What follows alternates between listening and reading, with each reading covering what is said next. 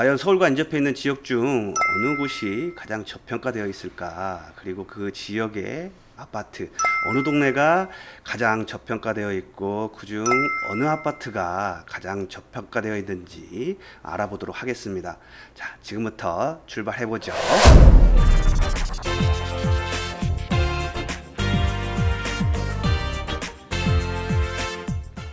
안녕하세요.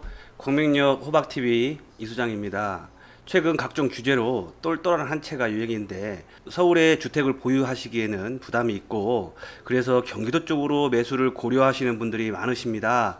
서울과 인접해 있으면서 선호도가 있는 지역 중 가장 저평가되어 있어 이 매수를 하시더라도 나중에 시세 차익이 예상되는 지역과 아파트 안내 드리도록 하겠습니다. 순서는 먼저 지역을 이해하고 지역 분석을 통해 어느 곳이 가장 저평가되어 있는지 알아보고 그 지역 안에서 어디가 가장 저평가되어 있는지 확인을 해 보도록 하겠습니다. 여러 곳의 분석을 통해 결정 내린 곳은 바로 광명입니다.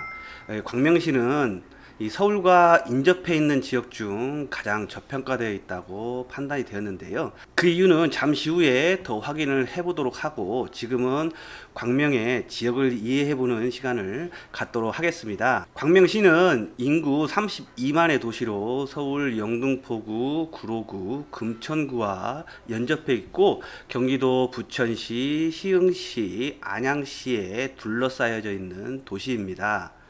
이 광명의 소생활권을 보게 되면 이 광명동, 철산동, 하안동, 소화동, 일직동으로 행정구역이 정해져 있고요.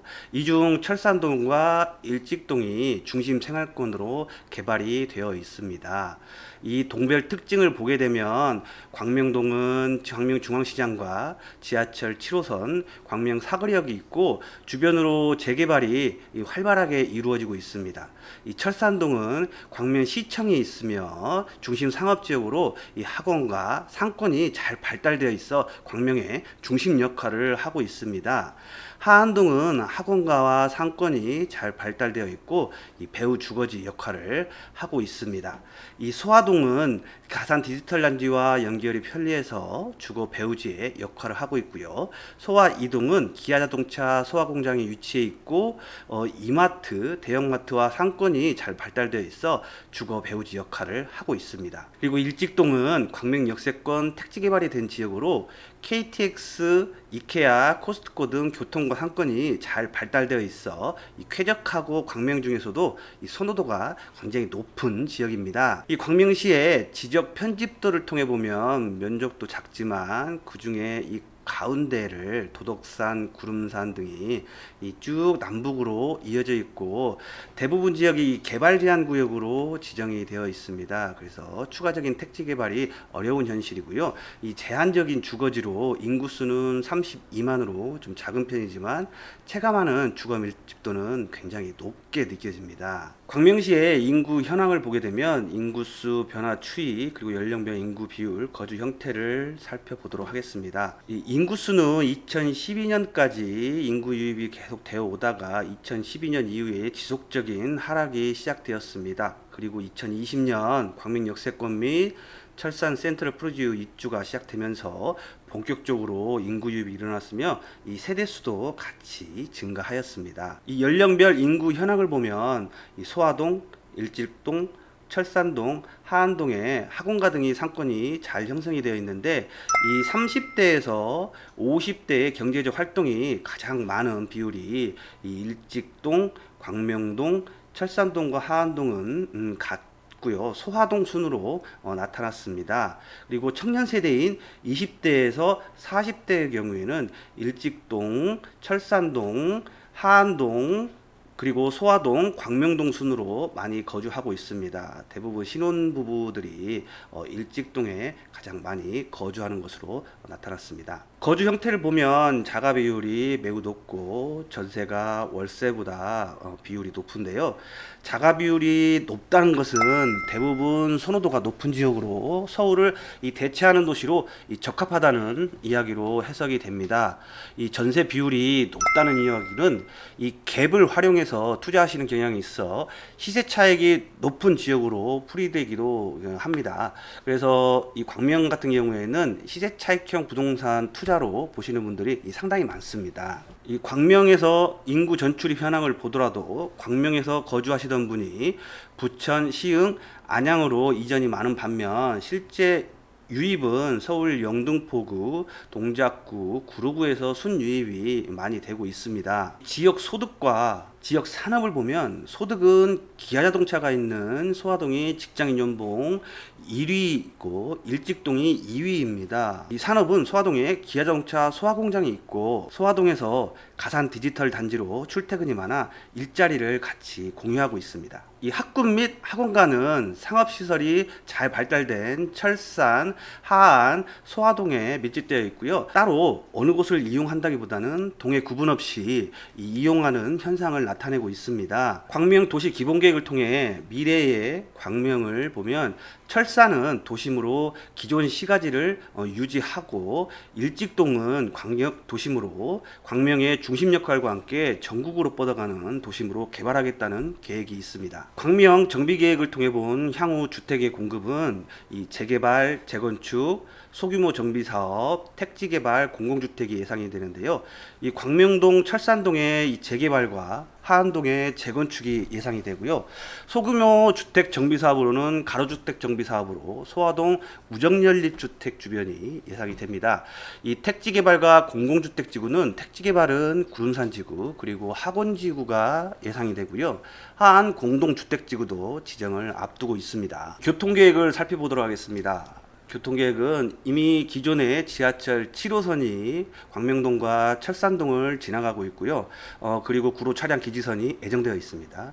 그리고 광명역이 있고 신안산선이 지금 현재 착공을 해서 지금 공사를 진행 중에 있고요. 월곡 판교선은 신안산선과 노선을 같이 공유하기 때문에 지금 예정이 되어 있지만 신안산선이 준공이 된다면 바로 월곡 판교선도 준공을 바로 할 것으로 예상이 됩니다. 그리고 현재 1호선 순환선이 영등포와 광명역을 오고 가고 있습니다. 지금부터 지역 분석을 통해 과연 광명이 얼마나 저평가되는지를 한번 확인해 보도록 하겠습니다.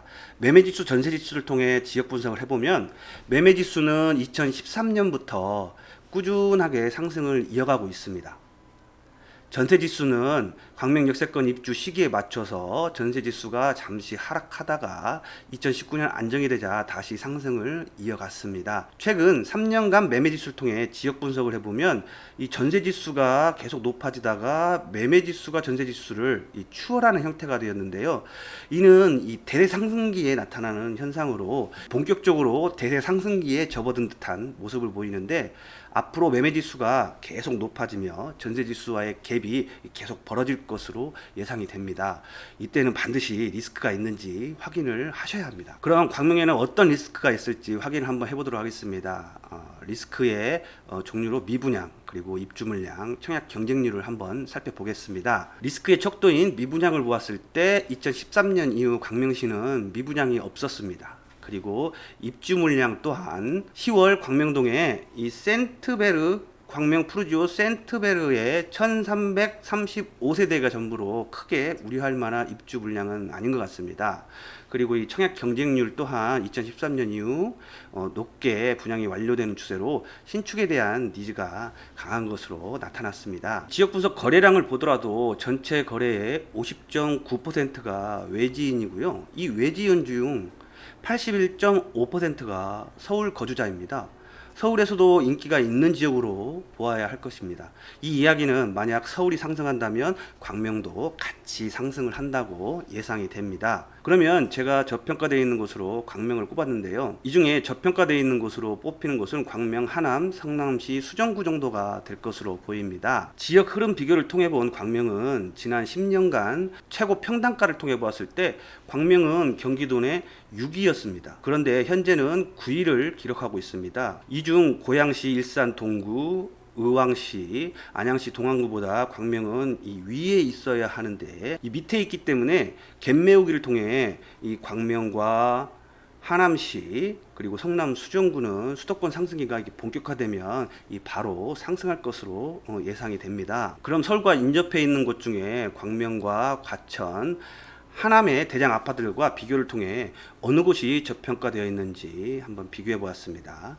비교는 과천 푸르지오 서밋, 하남은 위례 신도시 엠코타운 센트로엘, 그리고 광명의 대장 철산 센트럴 푸르지오를 비교를 해보았습니다. 그래프를 보면 철산 센트럴 푸르지오가 상당히 많이 저평가되어 있습니다. 이 전세가율을 보더라도 광명은 62%로 전세가율이 높아 거품이 없는 반면에 과천과 하남은 이 40%대로 매매 가격에 거품이 좀 껴있다고 볼 수 있다고 예상이 됩니다. 이 전세가율로 본 거품이란 무엇이냐, 이게 궁금한 점들이 있으실 텐데요. 전세 수요가 많은 곳은 이 전세가가 높아도 선호하는 곳으로, 이런 곳의 경우 갭 투자도 좋고 매매도 잘 되는 경향들이 있습니다. 그래서 이 전세가율로 거품이 있냐 없냐를 한번 따져보기도 하는데요. 이제는 광명과 유사하게 느껴지는 도시와도 좀 비교를 한번 해보았습니다. 비교는 화성 동탄 더샵 센트럴시티와 수원 영통구의 광교 중흥 S클래스와 비교를 해보았습니다. 화성과 동탄의 경우 매매지수가 같이 가는 반면 광명은 이렇게 지금 하락하는 것을 볼 수 있습니다. 이 전세가율 또한 광명이 62%로 높고 광교와 동탄의 경우 30-40%대로 낮아 거품이 있다고 예상이 됩니다. 그럼 광명 중 어디가 가장 저평가되어 있는지 한번 보도록 하겠습니다. 1급지인 이 철산동, 소화동, 일직동을 한번 비교를 해보았습니다. 광명시에서도 1급지인 철산동과 일직동 그리고 소화동을 비교해 보았을 때 철산동은 철산 센트럴 푸르지오, 일직동은 광명역 센트럴자이, 그리고 소화동은 신촌 휴먼시아 10단지로 대장 아파트를 뽑았습니다. 이 결과는 광명 철산 센트럴 푸르지오와 소화 휴먼시아 경우 2020년과 유사한 비율로 이렇게 상승을 이어갔습니다. 그런데 광명역 센트럴자이는 철산 센트럴 푸르지오에 이 추월을 당하게 됐습니다. 이 장기적으로 보았을 때 이는 일직동이 저평가되어 있다는 반증이고, 향후 철산동에 집중되고 있는 이 재개발 입주로 인해 전세가에 영향을 미칠 것으로 예상이 됩니다.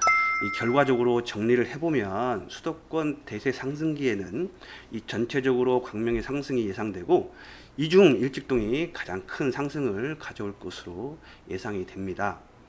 그럼 일직동에서 가장 저평가되어 있는 아파트는 어디인가 한번 살펴보도록 하겠습니다. 이 중 일직동에서도 5단지의 그 주상복합이 있는데, 이 중에서도 어느 아파트가 가장 저평가되어 있는지 보도록 하겠습니다. 광명역의 대장이라고 보는 광명역 센트럴자이와 광명역 유플래닛 시향, 그리고 광명역 서밋플레이스를 이렇게 비교를 해보면 2019년 5월 유사한 가격으로 출발을 하였습니다. 그러나 광명역 서밋플레이스가 주춤하는 사이 다시 갭 맞추기를 하였고요. 2022년에는 서밋이 이 센트럴자이를 추월한 것을 볼 수 있습니다. 그러면서 광명역 유플래닛 시향과도 이 차이가 벌어지고 있습니다. 이를 통해 현재 광명역 센트럴자이가 저평가되었다고 보여지고요. 이제는 광명역 센트럴자이와 광명역 푸르지오 그리고 광명역 서밋플레이스를 비교해 보았습니다. 결론은 광명역 푸르지오와 이 센트럴자이 그리고 광명역 서밋플레이스 모두 같이 이렇게 출발을 했으나 현재는 광명역 센트럴자이, 광명역 푸르지오 매매지수가 같습니다. 결과적으로 광명역 센트럴자이와 광명역 푸르지오가 저평가되었다고 예상이 되고, 이제 광명에 상승이 시작이 되면 가장 먼저 상승을 이어갈 곳은 광명 중에서도 일직동, 그리고 그 일직동 중에서도 광명역 푸르지오와 광명역 센트럴자이가 상승할 것으로 예상이 됩니다. 자, 지금까지 서울과 인접해 있으면서 선호도가 있는 지역 중 가장 저평가되어 있는 매수를 하시더라도 나중에 시세 차익이 예상되는 지역과 아파트를 한번 분석을 해보았는데요. 오늘 내용이 좋으셨다면 좋아요, 구독, 알림 설정까지 부탁드리겠습니다. 감사합니다.